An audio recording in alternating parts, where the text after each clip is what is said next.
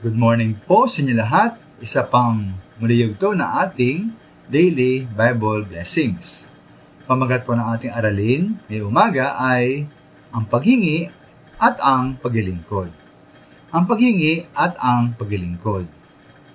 Tunay mga minamahal na malaking bahagi ng uri na ating ugnayan o relasyon sa ating Panginoon ay batay sa ating kalagayan o sitwasyon sa ating buhay. Halimbawa po, kung Kristiyanong may iniindang karamdaman o may mamahal sa buhay na may karamdaman, o kaya malimit kang kinakapos sa pinansyal, o may kasalukuyang problema o alitan sa pamilya.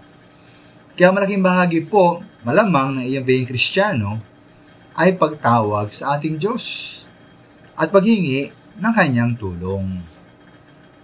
Ito naman po'y okay lang, no? Lang masama rito. Dahil nga sa Filipos 4:6, huwag tayong mabalisa sa anumang bagay at sa halip, hingin natin sa Diyos, humingi tayo sa Diyos, ang lahat ng ating kailangan sa magitan ng panalangin may pasalamat.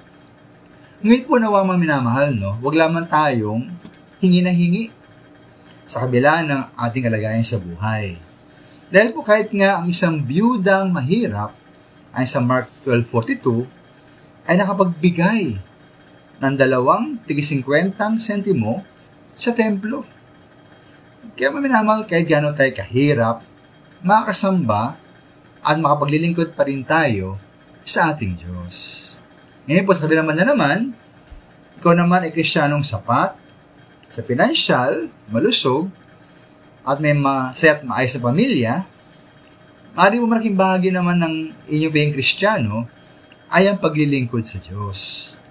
Ngunit po huwag tayong maging mayabang at lagi pa rin tayong umasa at magtiwala sa Diyos. Dahil nga po ayon sa John 15:5, tayo ay mga sanga lamang na ating Panginoon. Hiwalay sa Kanya ay wala tayong magagawa. Kaya po tayo umasa sa ating Diyos, kaya tayo umasa, hindi po sa ating sarili.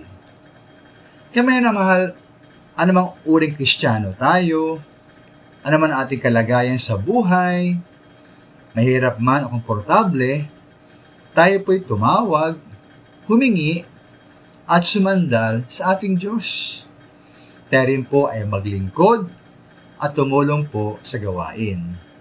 Tayo may mahirap o mayaman, anuman ang ating kalagayan sa buhay, tayo pa rin po ay maaring maglingkod at kumilos para sa gawain ng Panginoon. Maraming salamat po.